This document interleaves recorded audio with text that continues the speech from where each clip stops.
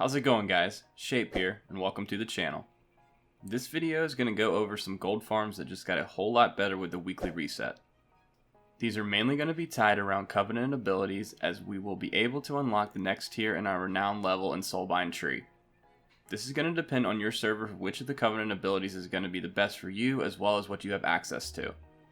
I haven't covered much of 2x4 farms this expansion, as I have been focusing elsewhere with my gold making, but there is a lot of gold to be made with these farms. Almost any of the 2x4 farms you had been doing just got a whole lot better with this week's reset. Just like in past expansions, the whole name of the game is to kill as many mobs per hour as possible to farm up raw gold, as well as a chance of BOE items or in some case mount drops. The BOE market is always really good at the start of the expansion because players would rather pay for the gear than grind it for some cases. Since we are now able to unlock Covenant rank 10 this week, we have access to an ability that will drop a different material for each Covenant if selected in your Soulbind tree.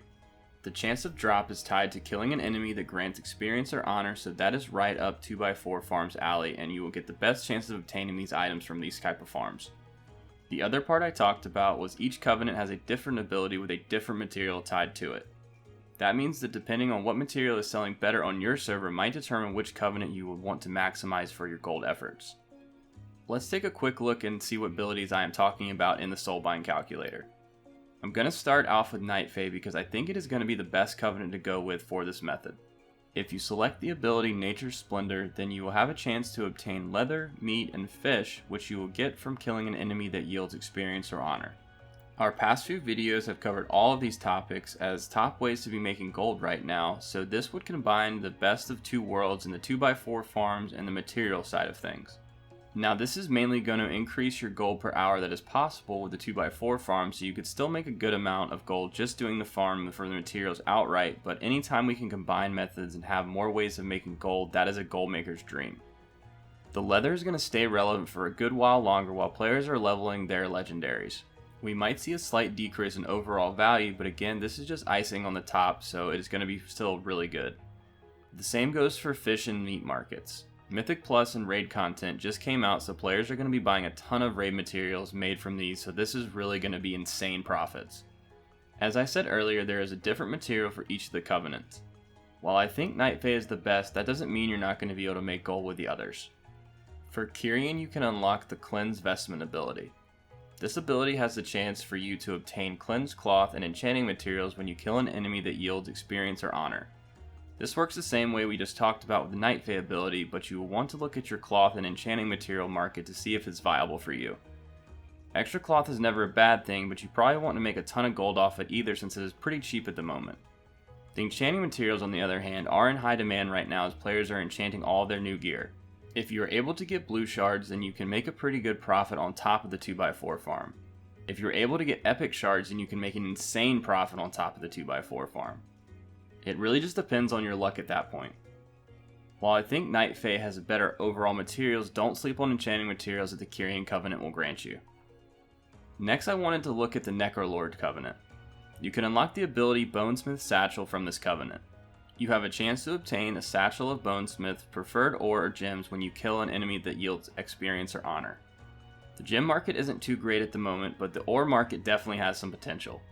This is mainly due to the legendary items similar to the leatherworking ones we talked about earlier, so I don't see this slowing down anytime soon as players are still leveling their legendaries and will need all the ore they can get if they want to craft all the ranks. I think the biggest downside of this Covenant ability is that you rely on getting the ore side of things too much because you won't make too much extra gold with the gems at this point, which is unfortunate because the Night Fae ability ties in meat and fish, which are just so much of a better fallback option to leather than gems are to ore.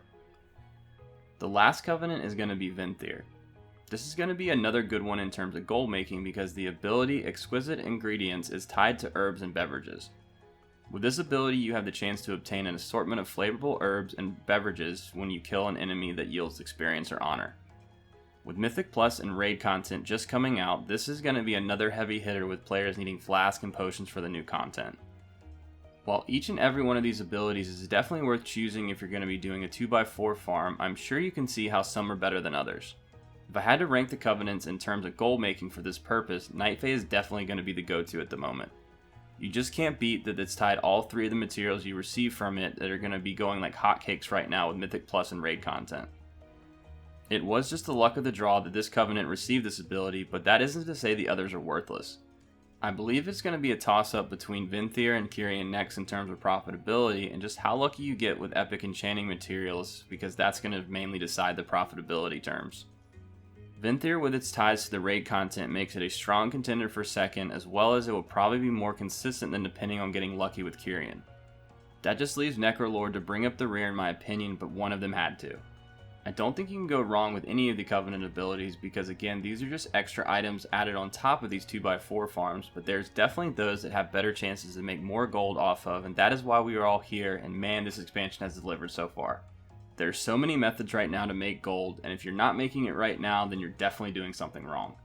If you already hadn't been doing this, I would definitely start doing some of the 2x4 farms with these Covenant abilities as well, because it's just too good to pass up right now, and there's some serious gold to be made. Well, there you have it, guys. Some gold farms that just got better with the introduction of some new unlockable Covenant abilities. I hope you guys enjoyed, and don't forget to subscribe and drop a like if you enjoyed the video to show some love for the channel, and I will catch you guys next time.